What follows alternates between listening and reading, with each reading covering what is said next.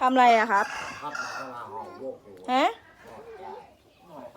แล้วระวังเนอะระวังตกนะครับเสร็จแล้วก็เทใส่ต้นไม้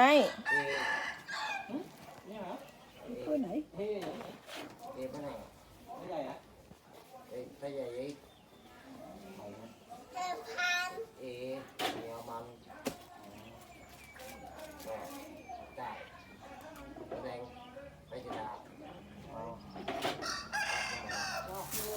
เอ้ยทำอะไร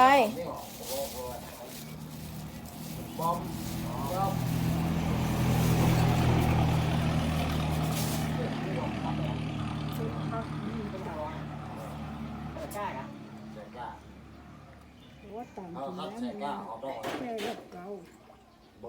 ข้าวตะแกรงนี่หมอนกับที่เป็นหมอนก็หรอจะไม่ยกน็อตแก้หน่อย